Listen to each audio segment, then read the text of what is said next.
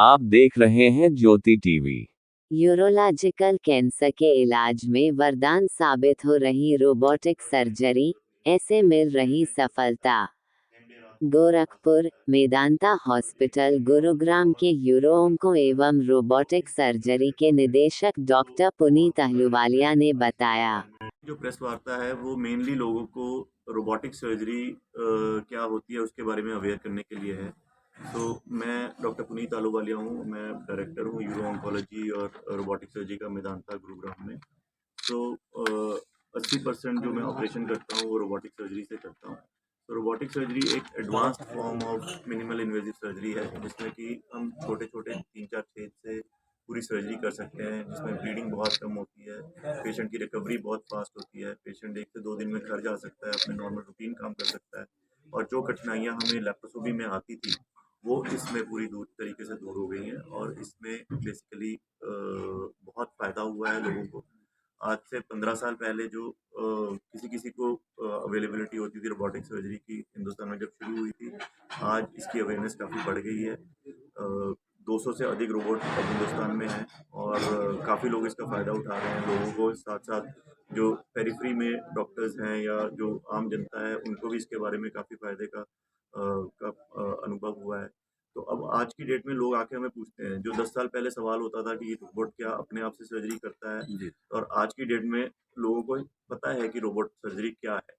तो और ये सिर्फ टियर 3 सिटीज़ में ही नहीं, जो मेजर मेट्रो सिटीज़ है उसमें भी नहीं, ये बाकी छोटे शहरों में भी आ रही है। तो रोबोट आजकल अब मेरा गोरखपुर आने का सबसे ज़्यादा मेन मकसद ही ये था, जब पुनीत जी ने बैठ के मुझे यहाँ पे कि अब यहाँ पे गोरखपुर में भी जैसे रोबोटिक सर्जरी आ रही है, तो इसका फ़ायदा क्या है ये लोगों को पता चलना चाहिए। इसमें क्या डिटेल्स इन्वॉल्व रहती हैं, क्या फ़ायदा होता है, तो वो सारी चीज़ों के बारे में बात करनी।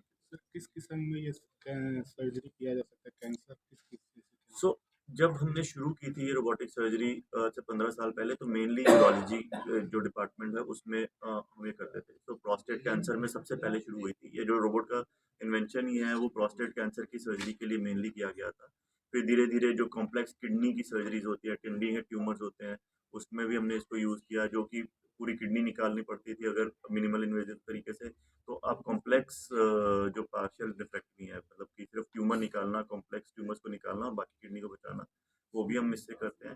ये पूरे तरीके से सर्जन के कंट्रोल में होता है। इसमें कोई ऐसा नहीं है कि उसमें कुछ फीड कर दिया जाता है या उसमें रोबोट अपने आप काम करता है। और अब आज की डेट में मल्टीपल स्पेशलिटीज़, मल्टीपल डिपार्टमेंट जिसको यूज़ करते हैं, जैसे कि गायनेकोलॉजिकल कैंसर्स में भी यूज़ होता है, जनरल सर्जरी में यूज़ होता है, गैस्ट्रो सर्जरी में यूज़ होता है, पीडियाट्रिक सर्जरी में यूज़ होता है और ट्रांसप्लांट्स में इसको यूज़ किया जाता है। तो इस चीज़ के लिए काफ़ी फ़ायदा हुआ है। यूरोलॉजी कैंसर क्या है सर?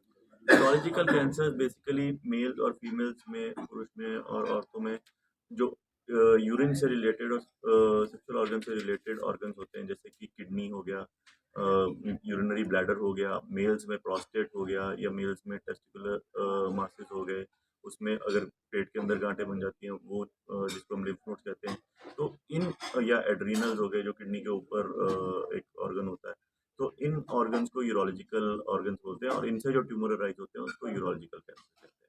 तो आज की डेट में जो मेन सर्जिकल ट्रीटमेंट इन ऑर्गन्स का है, वो अगर रोबोट उपलब्ध है तो 80% रोबोटिक सर्जरी से इसका इलाज किया जाता है।